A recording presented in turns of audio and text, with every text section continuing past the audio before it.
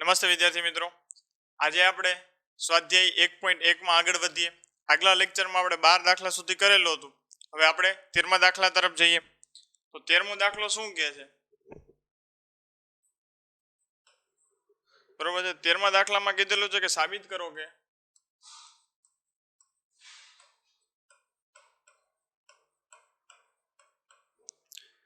તમામ બહુકોણના ગણ એ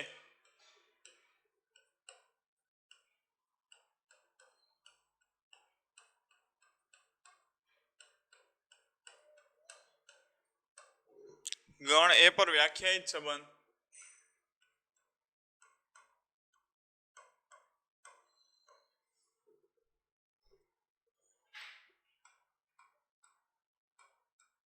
સંબંધ આર બરાબર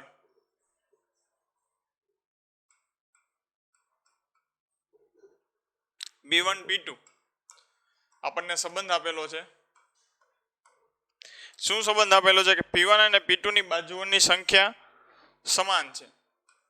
P1 અને P2 ની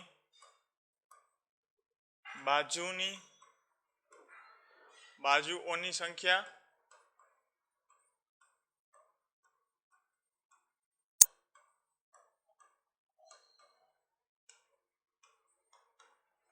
સમાન છે. એ સામ્ય સંબંધ છે.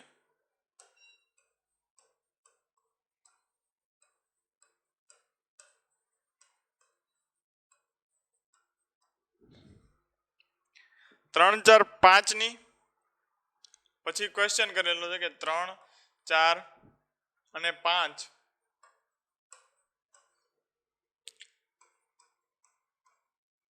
લંબાઈની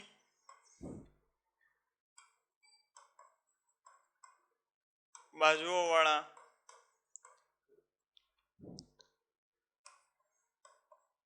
ત્રિકોણ સાથે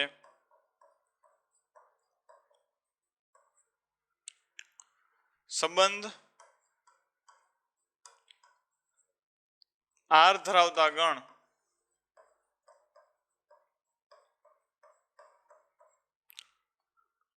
એના તમામ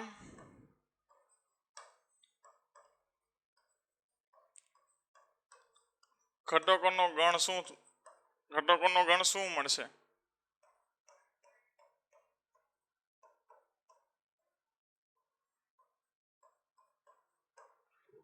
બરાબર છે મિત્રો. તો આપણે શું કરવાનું છે? પહેલા તો રકમમાં શું કીધેલું છે એ જોઈ લઈએ. તો કે તમામ બહુકોણના ગણ એ પર વ્યાખ્યાયિત સંબંધ આર. તો આપણને સંબંધ આર શું આપેલો છે કે P1 P2 બે બહુકોણ છે. તો એમાં સંબંધ શું કીધું છે P1 અને P2 વચ્ચેનો? તો કે P1 અને P2 ની બાજુઓની સંખ્યા કેવી હોય છે? સમાન. તો સામ્ય સંબંધ છે એ આપણે શું કરવાનું છે? સાબિત કરવાનું છે.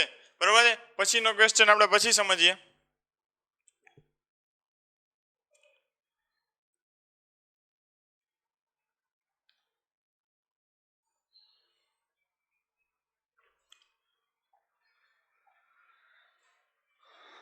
પહેલા તો આપણે સામ્ય સંબંધ સાબિત કરવો હોય તો શું સાબિત કરવું પડે? સ્વવાચક, સમિત અને પરંપરિત સંબંધ 3 સાબિત કરીએ તો શું કહેવાય? એ સામ્ય સંબંધ થશે. તો પહેલા તો સ્વવાચકમાં તો કોઈ એક બહુકોણ લઈએ ગણ એ માંથી આપણે P1 લઈએ. બરોબર છે. તો P1 ની તો બધી બાજુ એક ત્રિકોણ હોય છે એને ખુદની બાજુઓ તો સરખી જ હોય છે. તો જો P1 R માં હોય તો P1 તો એ શુંમાં થશે? R માં થશે. કારણ કે P1 ની બધી બાજુ P1 ને સમાન હોય છે. જો આવું થતું હોય તો આ સંબંધ કેવો થઈ જશે?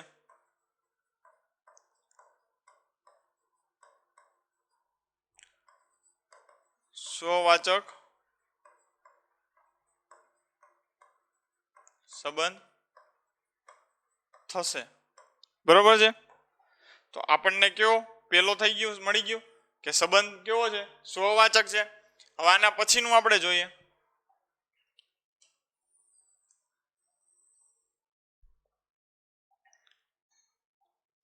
હવે શું જોવાનું છે, સંમિત. સંમિત એટલે જો P1 ની બધી બાજુ P2 ને સમાન હોય તો P2 ની બધી બાજુ કોને સમાન હોવી જોઈએ, P1 ને. તો પહેલા તો આપણે P1 અને P2 આપણે A માંથી લઈ લઈએ, બરાબર છે. ગણ A માંથી મેં લઈ લીધા. તો હવે કે જ્યારે P1 અને P2 આ રીતે જો R માં હોય તો એનો મતલબ શું થાય, તો એનો મતલબ એમ થશે કે P1 અને P2 ની બાજુઓની સંખ્યા કેવી થશે,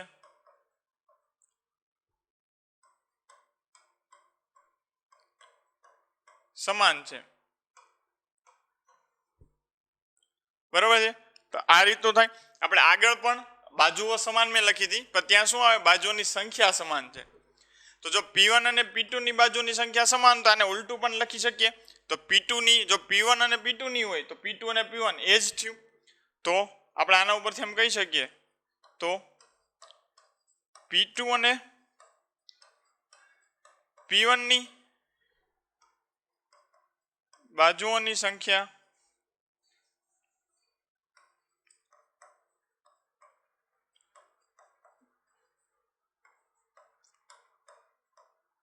સમાન થશે, બરોબર છે. તો એની સંખ્યા પણ કેવી થઈ જશે, સમાન.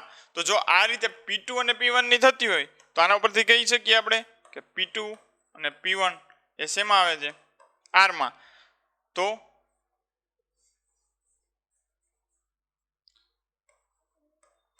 તો જ્યારે આ બે શરતનું પાલન થઈ જાય કે P1 P2 R માં હોય અને P2 P1 પણ R માં હોય, તો આના ઉપરથી આપણે કહી શકીએ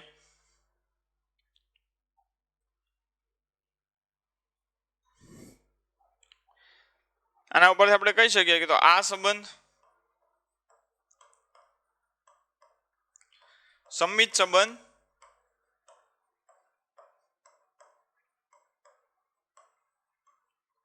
છે, બરોબર છે. તો હવે આપણે બે સંબંધ સાબિત કરી દીધા. ક્યાં ક્યાં, તો એક તો સ્વવાચક અને બીજું સંમિત. હવે આપણે ત્રીજો સંબંધ સાબિત કરવાનો છે, તો કે પરંપરિત.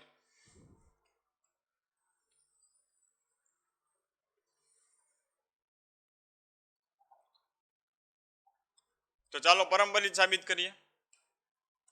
પરંપરિતમાં શું થાય, P1 અને P2 R માં હોય અને એ જ રીતે P2 અને P3 R માં હોય, તો P1 અને P3 પણ શેમાં હોવા જોઈએ, R એટલે કે સંબંધમાં હોવા જોઈએ. તો પહેલા તો આપણે 3 બહુકોણ લેવા પડશે.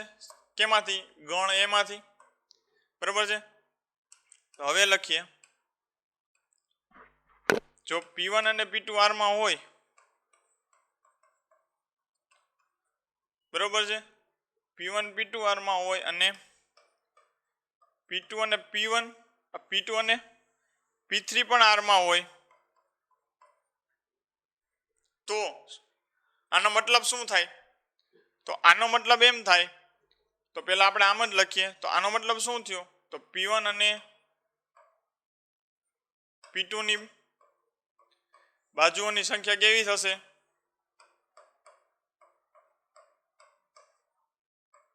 સમાન. અને એના પછી એમ લખીએ કે ભાઈ P2 અને P3 આવું કંઈક R માં મળતું હોય, તો શું થશે, P2 અને P3 ની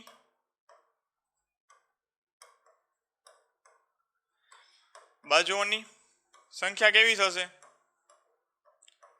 સમાન થશે. તો જો આવું થતું હોય તો આના ઉપરથી એમ કહી શકીએ, જો P1 P2 સમાન છે તો P2 પાછા P3 ને સમાન છે, તો P1 બરાબર P3 થઈ જાય. એટલે કે P1 ની જે બહુકોણ છે એની સંખ્યા P3 ને પણ બરાબર થશે. તો કે હા, આના ઉપરથી એમ લખી શકીએ કે P3 P1 અને P3 ની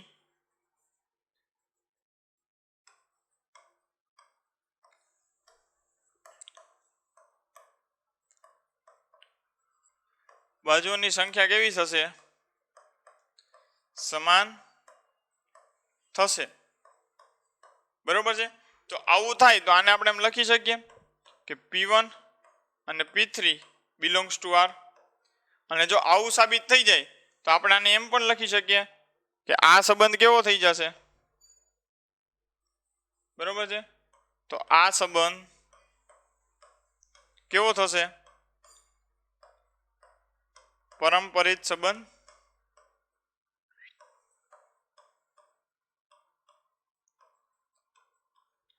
તો આપણે હવે 3 સંબંધ સાબિત કર્યા. ક્યાં ક્યાં?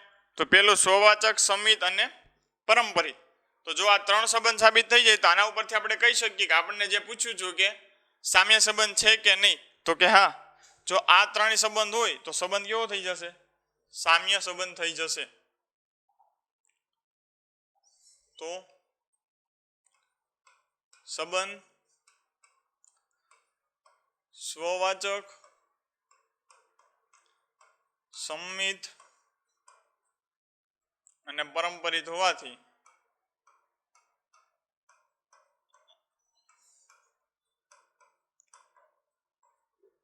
કેવો થશે? સામ્ય થશે. બરોબર છે. તો હવે આપણને જે પહેલો ક્વેશ્ચન પૂછ્યો હતો એ આપણે જોઈ લીધો. તો હવે આપણે બીજા ક્વેશ્ચનમાં જઈએ. તમે બીજો ક્વેશ્ચન હવે વાંચી લો. શું કીધેલું છે કે 3, 4 અને 5 લંબાઈની બાજુવાળા ત્રિકોણ સાથે સંબંધ R ધરાવતા ગણ એના તમામ ઘટકોનો ગણ શું મળે? એટલે એમ કીધેલું છે કે 3, 4 અને 5 લંબાઈ વાળું એક ત્રિકોણ છે. આ ત્રિકોણ સાથે સંબંધ R ધરાવતા ગણ એના તમામ ઘટકોનો ગણ શું મળે? એટલે આપણે એમ કહ્યું કે ગણ એ શું મળે એમ જો આની સાથે સરખાવવામાં આવે.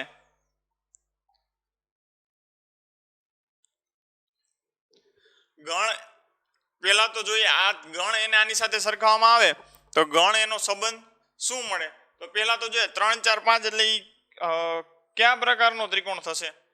તો કે તમે જોવો છો કાટકોણ ત્રિકોણમાં આ રીતે 3, 4 અને 5 આ રીતની લંબાઈની બાજુ હોય છે. બરોબર છે. તો આના ઉપરથી આપણે કહી શકીએ કે આ 3, 4 અને 5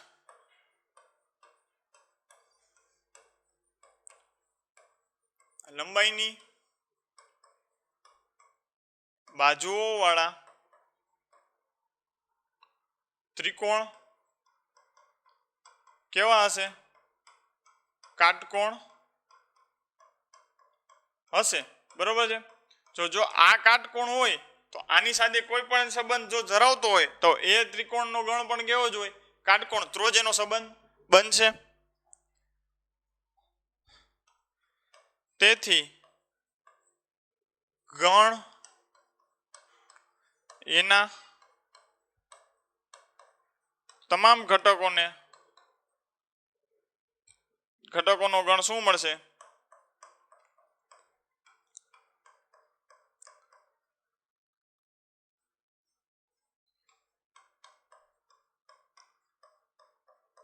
કાટકોણ ત્રિકોણ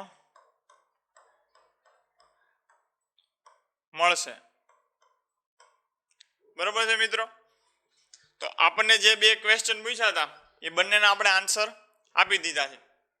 હવે એના પછી નેક્સ્ટ આપણે દાખલા નંબર 14 જોઈએ. દાખલા નંબર 14 માં શું કીધેલું છે? તો કે 14 XY સમતલની બધી જ રેખાઓનો ગણ L લો.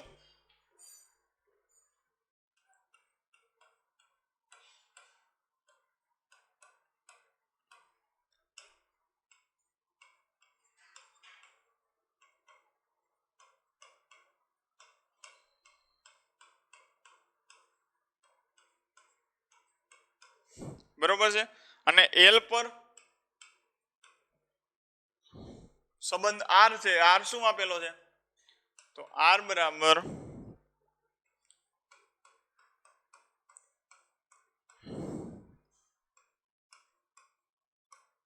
રેખા L1 એ L2 ને સમાંતર છે.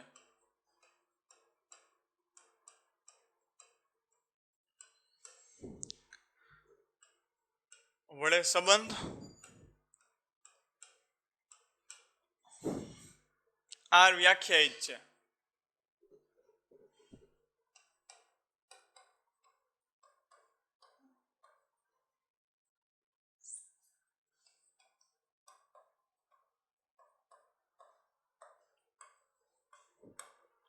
તો સાબિત કરો કે R સામ્ય સંબંધ છે. અહીંયા પણ આપણે શું સાબિત કરવાનું છે કે R કેવો છે?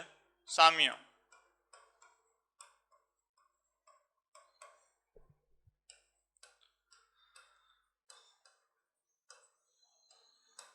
બરોબર છે. તો જે રેખાઓ y બરાબર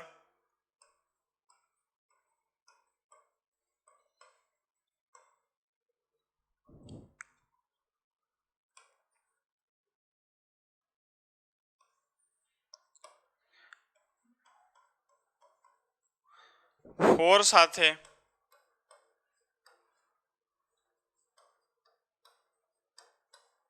સંબંધ R દ્વારા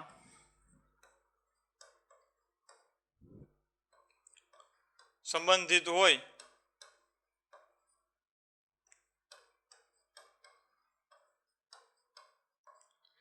તેવી તમામ રેખાઓનો ગણ શોધો.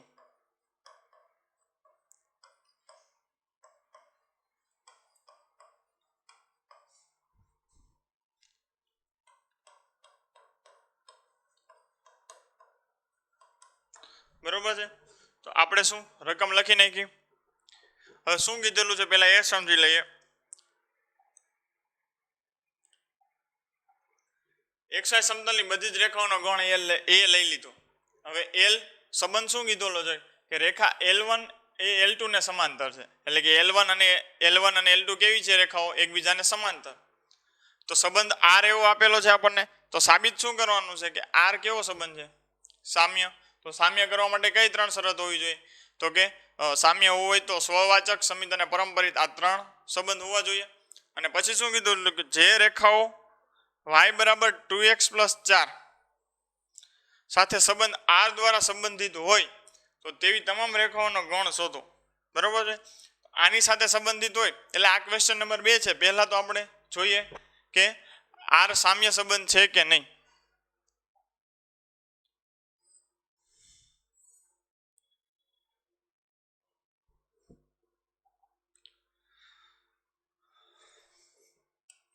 તો સામ્ય સંબંધ હોવા માટે પહેલું સ્વવાચક. તો કોઈ પણ હું L1 જ લઈ લો. શેમાંથી? એમાંથી. કારણ કે અમારે શું કરવાનું છે? સ્વવાચક. તો જો આપણે એમ કહીએ કે L1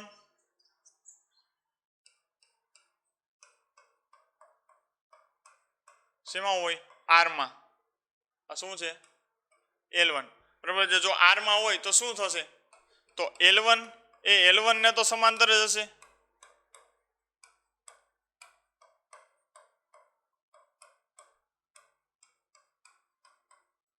બરોબર છે. જો આવું થતું હોય તો એનો મતલબ શું થયો? તો આ સંબંધ કેવો થશે?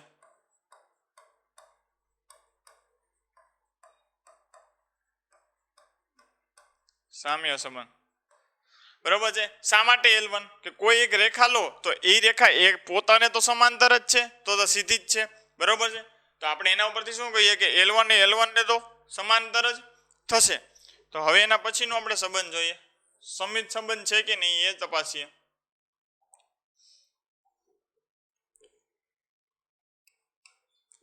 હવે જોઈએ તો હવે આપણે બે રેખાની જરૂર પડશે. L1 અને L2 શેમાંથી લઈ લીધા મેં?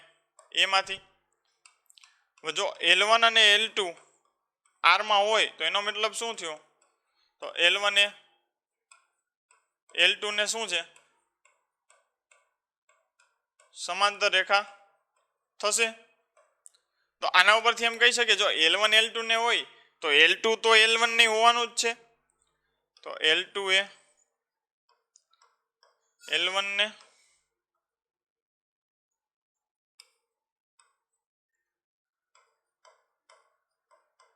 સમાંતર રેખા થશે. બરોબર છે. તો આને સમાંતર રેખા થશે તો આના ઉપરથી એમ કહી શકીએ કે L2 L1 પણ શેમાં થઈ જશે? R માં. બરોબર છે. જો L1 L2 R માં હોય તો L2 અને L1 પણ R માં થઈ જાય. તો આ જો કન્ડિશન સાબિત થઈ જાય તો આના ઉપરથી શું કહીએ? તો આ સંબંધ કેવો થઈ જશે? સંમિત સંબંધ થઈ જશે.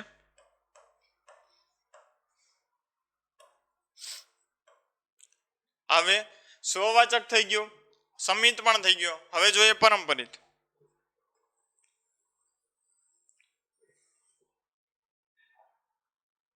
બરોબર છે. તો એના માટે મારે કેટલી 3 રેખા લેવી પડશે? શેમાંથી મેં લઈ લીધી? એ માંથી. બરોબર છે. તો હવે હું અહીંયા જ લખું કે જો L1 L2 R માં હોય એટલે એનો મિનિંગ શું થાય? L1 સમાંતર છે L2. સમાંતરની નિશાની આ રીતે 2 લીટા એટલે એને આપણે સમાંતર કહેવાય. પછી આ હોવું જોઈએ સંબંધમાં અને પછી શું જોઈએ? L2 L3 પણ કેવું હોવું જોઈએ? સંબંધ R માં હોવું જોઈએ. તો એ શું થઈ જશે? તો L2 સમાંતર છે કોને? L3 ને. બરોબર છે. તો જો L1 સમાંતર L2 હોય, L2 સમાંતર L3 હોય, તો જો આ એકબીજાને સમાંતર હોય તો એના ઉપરથી કહી શકીએ તો L1 એ સમાંતર L3 ને થાય. હવે જોઈએ કઈ રીતે. તો કે જો આ L1 છે એને સમાંતર L2 છે. બરોબર છે. આ L1 આ L2. હવે શું કીધું છે? L2 સમાંતર છે L3 ને. તો L2 ને સમાંતર કેવી થશે? આ L3 જ થશે. તો જો આ રીતે થતું હોય, જો આ એકબીજાને સમાંતર થતું હોય, બરોબર છે, તો આ L1 એ સમાંતર કોને થઈ જશે? L3 ને. તો કે આ એકબીજાને સમાંતર થઈ જાય. તો એના ઉપરથી આપણે લખી શકીએ તો L1 સમાંતર થશે કોને? L3 ને. તો શું થાય? L1 અને L3 કેમાં થઈ જશે? R માં. તો જો આ ત્રણેય કન્ડિશન થઈ જાય સાબિત, બરોબર છે, તો આના ઉપરથી આપણે કહી દઈએ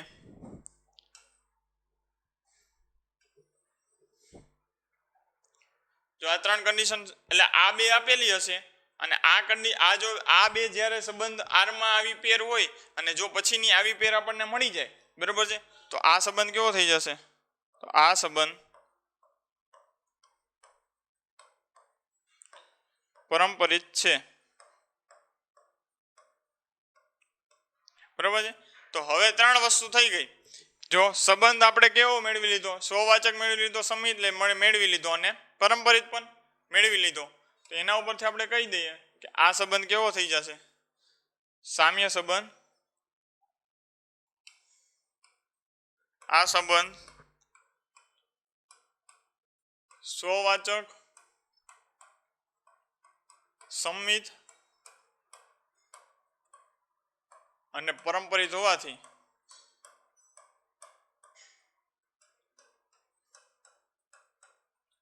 સામ્ય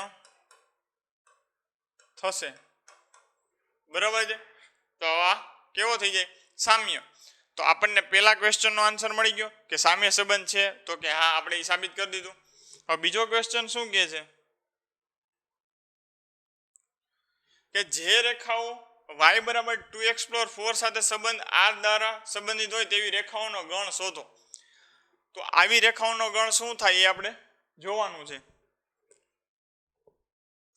તો આ સંબંધ કોની સાથે ધરાવે છે? સંબંધ r દ્વારા સંબંધિત હોય. અને સંબંધ r શું કીધું છે? તો કે એકબીજાને શું છે? સમાંતર છે એવી રેખાઓનો ગણ છે. તો જોઈએ આપણે. તો આપણે એમ કહી શકીએ કે y બરાબર 2x + k, કે જ્યાં k belongs to r, r એટલે આપણે વાસ્તવિક સંખ્યા. તો આ કોનું સમીકરણ છે? તો આ સમાંતર રેખાનું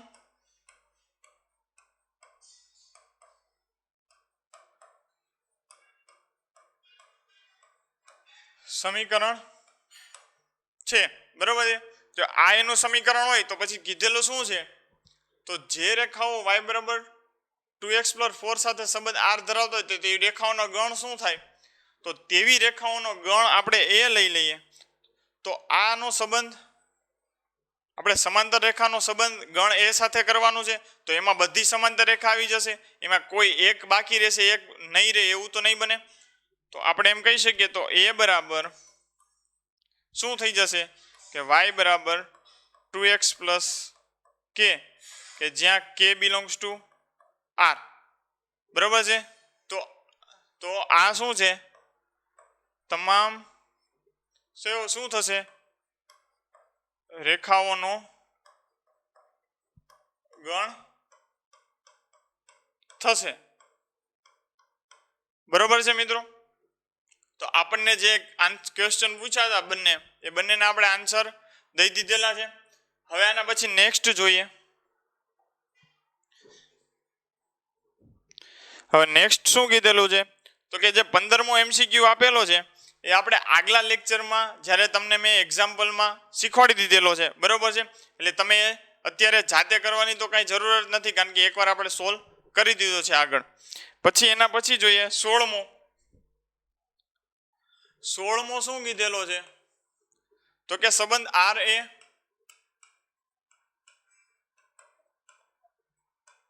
ગણ n પર r બરાબર અને એ શું હોવું જોઈએ? a બરાબર b - 2 કે જ્યાં b શું છે 6 કરતા મોટું દ્વારા આપેલ છે.